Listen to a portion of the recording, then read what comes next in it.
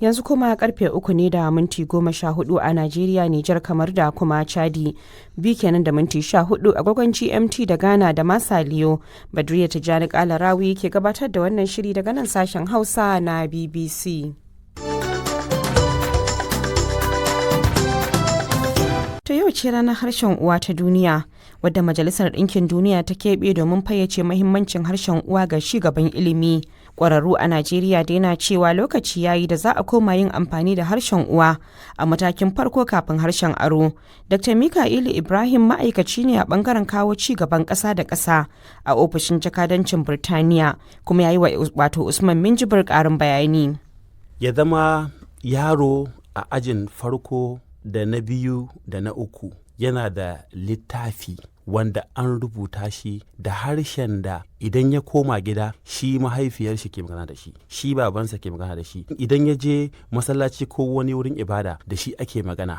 Wani abu na farko kenan. Sannan idan malami ya shiga cikin aji da wannan harshen, yanzu kamar a ce Hausa a wurare irin Kano, Sokoto, Zaria, idan malami ya shiga da wannan harshen zai amfani domin ya fahimtar da yaron karatu. Sannan idan za a yi mai yaron jarabawa da kuma wannan harshen za a yi mishi jarabawa domin a gane ya gane ko bai gane ba. So wannan shi ake nufi da amfani da harshen uwa domin gudanar da ayyukan ilimi. Daga wani mataki zuwa wani mataki kuke magana?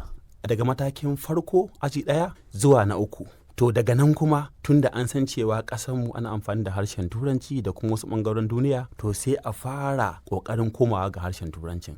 To amma kamar wani zai ce abu ne mai wuya ka koya wa yaro kamar bai da foundation, wato abin da ake cewa kamar ɗan ba da turancin nan, misali Hausa ya iya ko Yarabanci ko Ibo, sai bayan ya shiga aji 3 kuma kawai sai aka juya zuwa Turanci. Anya ko zai kama abubuwa kamar akwai wahala? Sosai ko. So abu ne wanda yana da tsari. Akwai hukuma wadda ake kira Nigeria Education Research and Development Council ta Nigeria, wadda ke kula da tsara yadda ake gabatar da ilimi. Ta yi wani kundi da ake kira National Language Policy, wato manufan Nigeria akan yadda za a amfani da harshe domin gabatar da ilimi. Ta yi bayani daki-daki akan yadda za a wannan aikin. Yaushe za a kawo harshe na uwa kamar a ce Hausa ko Yarbanci ko Ibo ko Fulatanci, Kanuri, duka akwai wannan. Sannan ya za a rika jefa Turanci ciki, sannan yaushe za a tashi daga shi harshen uwa gaba da a koma Turanci. So abun daki-daki ne, kuma an yi shi akan tabbatar wadda an ka yi na cewa haka aka gwada a Najeriya a wasu lokuta aka samu nasara,